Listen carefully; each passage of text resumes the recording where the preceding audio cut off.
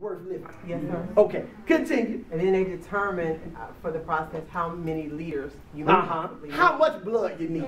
So you might need more blood than Sister Tiana needs, or you might need less. Right. So if I give you too much, I'm going to make you sick, even though it was good for you. It was too much. But if I don't give you enough, I'm still going to make you sick because I didn't fulfill the assignment that was designed. Or your body could reject it and then they're wasting. Or my body could reject it. Go ahead. And there's a wasting. Go ahead. My God, there's a wasting, Wells. Go ahead. What does that mean? That means they went to the bank for nothing. Let me bring it to you. That means I went to God for nothing. Oh, that's heavy. Because we're wasting where the surplus came from. So now, it would have been better for your pastor to go preach at a guest church Ready to receive. than to waste the blood in his own house. That's rough. You got some more? Oh, that's powerful. Yes.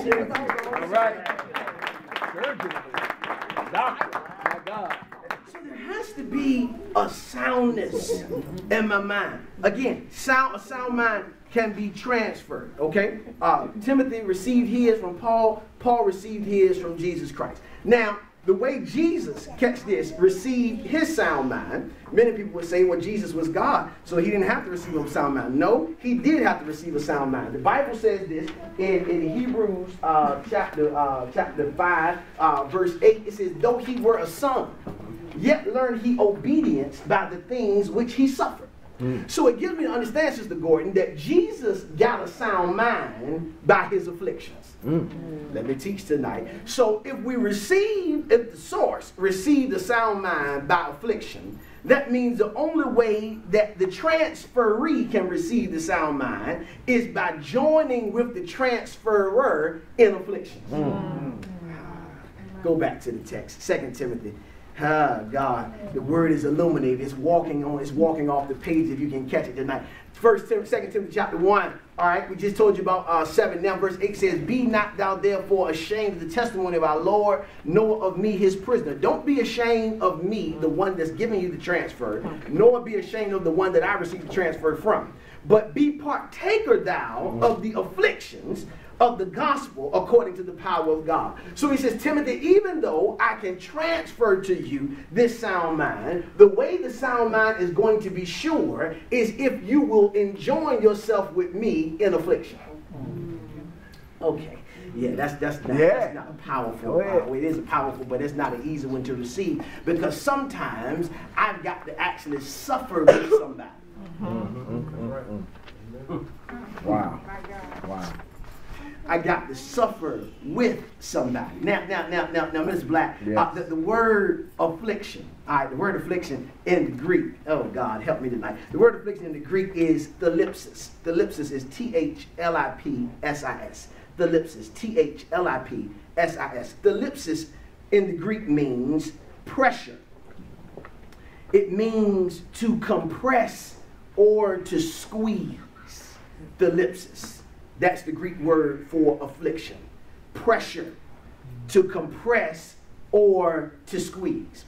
So affliction is not just a burden or an issue, but affliction is actually a type of pressure. Okay. All right. So Paul says, Timothy, I need you to be willing to stick with me when pressure comes my way. I need you to still be able to stand with me when people are slandering my name. I still need you to be able to stand in there with me when I'm receiving all kinds of pressure for me to do something outside of the will of God. I need you to be willing to stand with me. I don't know, but I ain't scared to say it. So, Minister Lipscomb, there are a lot of janky preachers. Yes, sir. Okay. Ain't no way around it, no bones about it. Okay. There are a lot of janky preachers, and there are a lot of janky preachers in Concord, North Carolina. Okay. All right. Just in case you thought this area was exempt. So what I'm identifying and finding, Deacon Foster, is as our name is starting to get out. I'm now receiving very interesting messages and phone calls about there being an enjoining together to come together and let's preach the gospel. Well, I had to put somebody in their place tonight. I had to really go in. This is my look right here. I had to really go in because I found and I was hearing more than what the person was trying to say. It was a backdoor move, and I'm like, you can't backdoor somebody that's spiritual.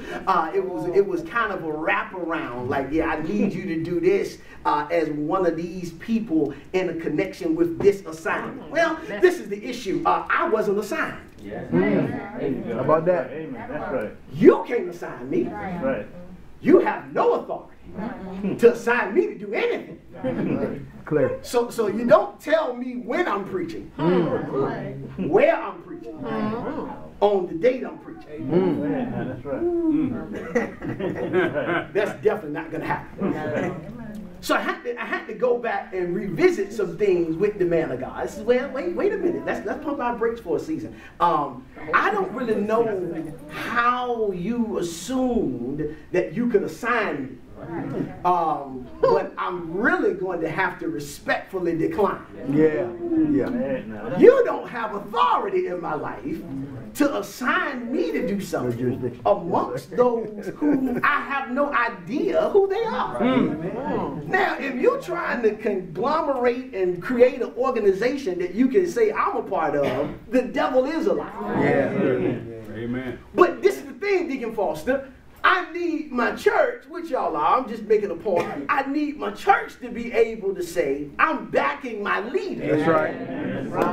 That's right. When pressure comes, because I already know what's coming out of this, oh, he think he all that now because he got a building. Right. Trying to hip y'all to the game.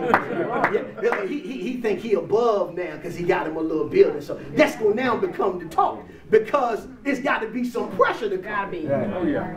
But I got to make sure I got a church that says I'm going to stand with my leader, yes, sir, even in the pressure. That's right. So when they try to backdoor Joe me, I'm going to say, no, what did my pastor say? Good teaching. So you got to be able to stand, Stoops, when pressure comes.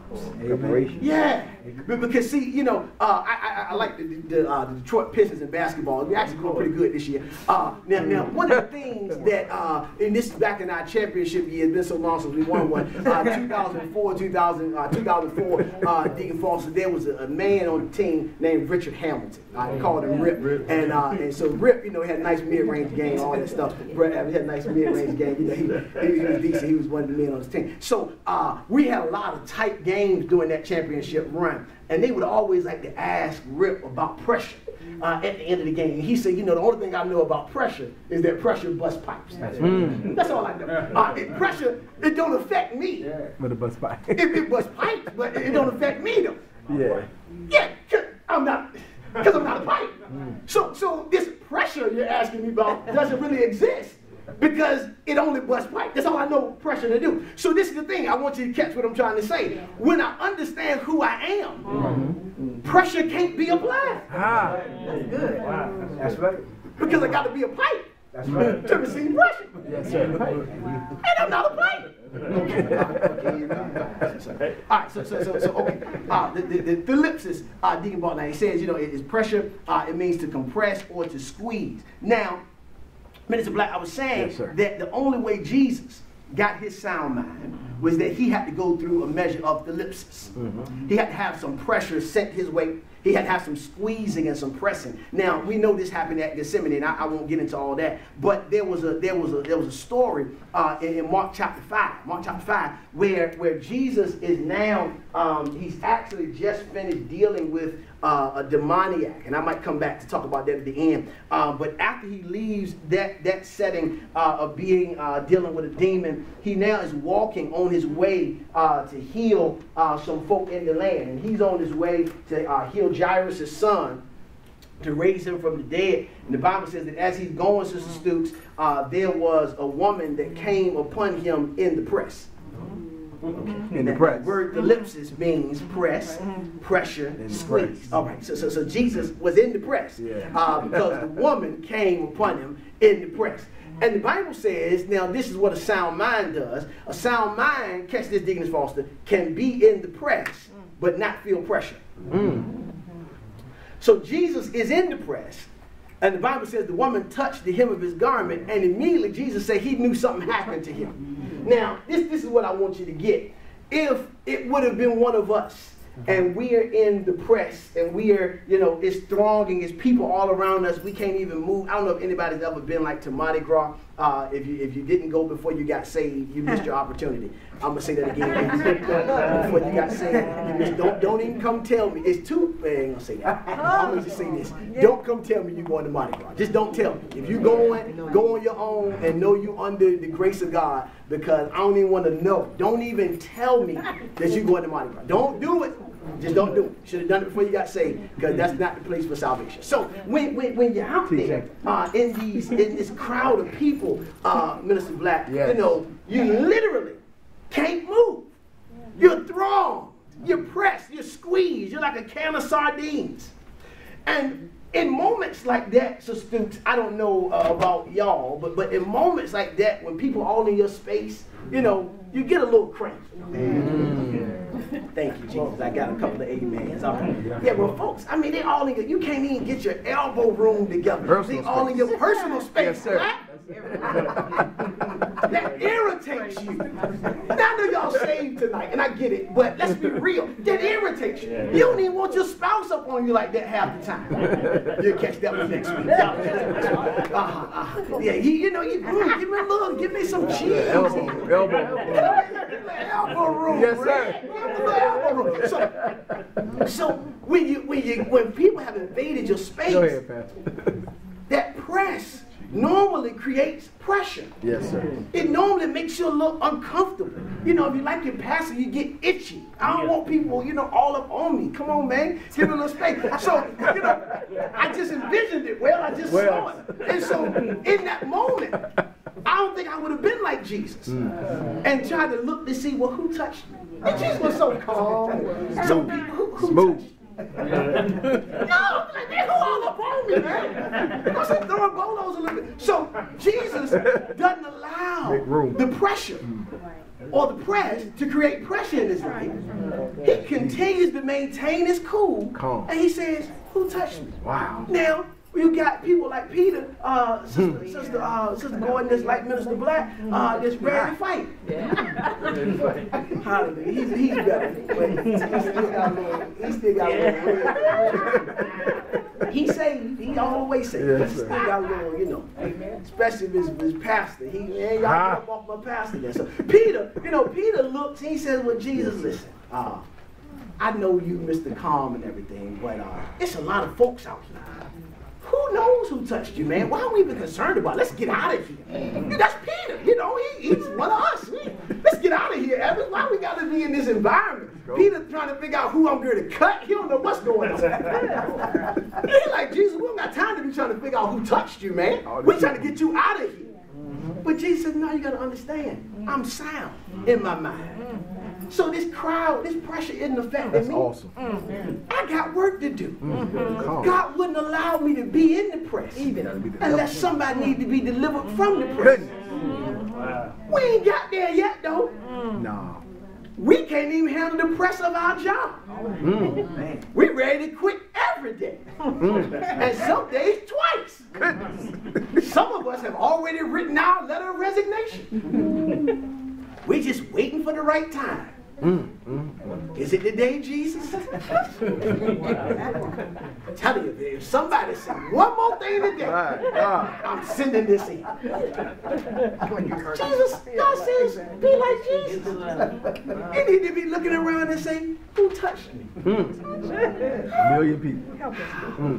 Who who on my job touched me? Go ahead. Somebody needs to be delivered on my job. That's the only reason the Lord allowed me to stay in the press, because somebody needs to be delivered. Teaching, sir. Who's touching me? Why, Lord, do I have to stay here? Because somebody is touching you. And it's normally the aggravating one that's touching you. Because that's the one that's trying to say, I need your help. I just don't know how to say it. Yeah, good teacher. So I'll just be in your space all the time. I'll come past your cubicle and my breath smells bad and I'll be in your face with it. Because I don't know how to express what I'm doing. I'm trying to touch you. Need help. But because I'm so aggravated by the press, my mind can't be sound to see somebody needs me. Awesome. Good teacher. They're reaching out, Stoops. They're reaching out to what the press is bothering me. Come on, man, your breath. Come on, your breath.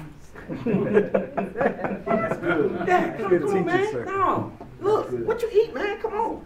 He reaching out. He trying to touch you, Wells. Man, that's good. You on point. Teaching. I know it. I know it. Yeah, you get a toothbrush too. Hallelujah. They need that. Hallelujah. But they might not have been able to find a toothbrush. All right. So they trying to find you. So Jesus, when he was in the press, Minister Black, Yes, sir. shows us what a sound mind looks like. A sound mind looks like this. I'm still supposed to be effective for others in the midst of my own pressure. That's a sound mind. Still being effective for others in the midst of my own pressure. I was telling Deacon Wells the other day, because, you know, right now, they finally getting the walls. They're trying to knock some walls out. They have knocked some walls out at the church. And, you know, God is always teaching me. And I know that. And I receive and accept what he teaches me, students. You know, I really do. Because I like to be able to say, hi, man, let's do this. Let's do that. And then I want it done. That's right. And if not, I'll just do it myself. I don't have no problem. You know, do I need to get on the sledgehammer? I got some sweats. We can get it in. You know, so, you know, I'm learning the more. Help me today, Jesus. That he is, Wells, and it's hard, but it is. That even when pressure has been created, the Lord said, what you going to do tonight, Henry? What you going to do? You're going to let your pressure cause you not to hear from me, to hear from the people? Yeah, that's right.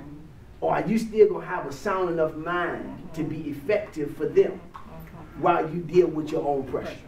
Ah. I got to go in there tomorrow and deal with folks that would rather drink than build. I got to deal with folks that would rather smoke than work. And it creates pressure. And I still got to realize one of them trying to touch me. That's good teaching. Good, man. Good teaching. And I got to maintain a Jesus composure. Who touched me? What can I do to help while you blowing smoke in my face? How can I help you when the brew is oozing from your pores? Tell me how I can help you in the face of my own pressure. Got to be effective. All right. So Paul shows Timothy. He says, "Look, Timothy, you got to be willing to endure affliction with me, understanding that enduring affliction with me is going to allow you to share in my soundness of mind." Now, the word affliction, I'm not going to overlook or skip this because this is needed. The word affliction, while it does yield the Greek word thalipsis, it also gives another Greek word fortion. Fortion is actually spelled Phortion. Fortion. Phortion. Fortion. Fortion is a synonym of the word thalipsis, but fortion, First Lady, it means a weight which one may bear, without it becoming a burden or causing distress. Fortion is a weight which one may bear without it becoming a burden or causing distress. Fortion is a synonym of affliction. Affliction is pressure, it's a burden, it's trouble, it's tribulation. But fortion, a synonym, is a weight which one may bear without it becoming a burden or causing distress. Here's the issue with Fortion. Fortion, even though it is a weight that is designed not to become a burden, a weight will always be something that slows you down. Okay? So let's say, we'll use TJ. He's a superstar athlete. He's bench pressing all these things that he's doing. He's lifting weights. So let's say he goes to the weight room, stoops, and he finishes at the weight room, but he decides, even though I'm finished at the weight room, and I can bench press, 250, I'm going to just keep this 10-pound weight on my arm today. Now, it's not a burden to me. It's not even distressful to me because I can bench 250, so 10 pounds is nothing. But what happens if he has to run while carrying this weight that's really not a burden to him because he can handle it. He can handle much more. But now he's got to run. He's been slowed down. What are you trying to tell me, Pastor? The problem with a lot of us, not just this church, but the body of Christ, people in general, is we're still carrying weights that we need to get rid of. Because this is the thing. We've grown into the weight, which means we can function while carrying the weight. It don't really make us sick because it just become a part of our normal process while carrying the weight. It's traditional. It's just we used to it. It's what we do. Condition. But now, when it's time to run,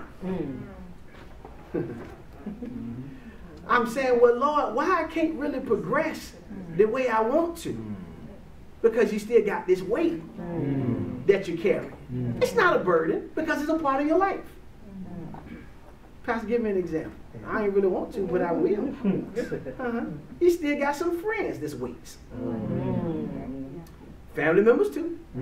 You grew up together. Y'all got all kind of great remember when stories. Y'all got all kind of commonalities and things. But the family member is still a drug dealer. Yeah, he's still in that life. This is my cousin, so I got to carry him, Pastor. I can't just cut him off. No, you better cut him off. But because you ain't going to be able to run with a drug dealer. That's good.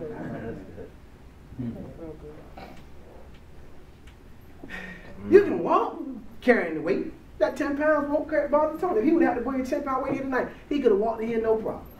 No issue at all. But the moment it's time for him to run, he going to have to drop that weight in order to move forward. That's right. So what am I trying to tell you tonight? The reason we can't progress in soundness of mind is because there's still unresolved weights that we have not laid aside. Teaching. The Bible says in Hebrews chapter 12, the first verse says, wherefore, seeing we are compassed about with so great a cloud of witnesses, let us lay aside every weight and the sin which does so easily beset us. So the scripture gives us to understand, Deacon, as well, that there is a difference between a weight and a sin. Okay, the weight is the drug dealing cousin. The sin would be you dealing drugs with him. Okay. So even though he's still in your life, and you're not about that life no more, he's not a sin in your life, but he's a weight in your life. Which means every time you try to go forward, you're carrying the weight of the drug dealer. So until I lay aside the weight and the sin, I can't run. What does that mean, Pastor? I can't progress, Kanye. I can't go further than where I am right now if I haven't disconnected from the deal. I just use the dealer, but you can insert your own weight. Some of your weight is abuse. Help me tonight, Jesus. The weight of abuse, the weight of neglect, the weight of pain. All these things are hindering you from running. You can't get to the next level in God because you're still remembering all the pain that has been a weight in your life. So now you look at everybody side-eye because one preacher took advantage of you. Every preacher is in this category now. It's a weight. Can't trust you so far, Pastor. I love you, but you still one of them preachers. So I still need to keep my distance because I've been bit before. So, All right? It's a weight that you're going to have to lift so you can go to another level. You can't even receive the prophetic word. Because the weight is blocking what's being said. I don't know, these preachers, they got some kind of way he trying to figure out how to get some money from me. So I can't, nah, I'm going to just hold off. It's a weight. Goodness. You got to realize that if I want my mind to be sound, I got to learn how to lay aside the weight. Okay, so not only do I have to have sound mind, he says also, Minister Black, Yes. oh, this is a good one. A sound mind is also designed to create confidence in your life. All right, so sound mind, I only get it by going through some type of pressure, by standing through that pressure, by getting the self-control that I need, and sound mind now creates confidence in my life. It helps me, a sound mind helps me to better identify that things happen according to God's will and not my own. A sound mind helps me better identify that things happen according to God's will and not my own. Now, Paul told him right here in the 9th verse, 2 Timothy chapter 1, he says, look, God has saved us and called us to a holy calling, not according to our works, but according to his own purpose and grace, which was given to us in Christ Jesus before the world began. What does that mean? That means it's no such thing, and I want you to catch this. I really want you to get this one, Minister Lipscomb. I want you to hear this one tonight. There is no such thing as biting off more than you can chew in God. There's no such thing as taking on too much in God. Because if it was too much, he wouldn't allow the door to be open. That's good. So when he opens the door, Jenkins, to the opportunity that seems like it's too much right now, he wouldn't allow the door to open if it was too much. Because it doesn't happen according to my own works, but according to his own purpose and grace. Which means, you know, all I can do is just talk about what we are right now. Which means when I look at this building, I don't look at it fearfully or wondering, because I know it ain't got nothing to do with me. It's his own will and grace. He's got purpose for Moss Creek that couldn't be fulfilled outside of Bethel Temple Faith Church. Wow. Powerful. We just go a layer deeper. It doesn't matter who else goes there. They won't be able to fulfill his will outside of Bethel Temple Faith Church. Yes, sir. Yeah. This is why I'm trying to help you, Sister Tiana, with a sound mind. This is why you can't listen to other people's experience about your situation. Because God put you in the situation according to his own purpose. The biggest thing that messes a lot of us up is we always want to research. Right. We want to get, oh God, I'm going to get in trouble, but I'm going to say it anyway. We want to get connected to support groups. How did this happen when you went through it? It matters not. Because God has purposed you to go through. You're right. That's right. Well, Pastor, for those that are wondering, Sister Radisha, I got it right tonight. For those that are wondering what makes you different, is because y'all are receiving the transfer. That's right. That's good. Yeah.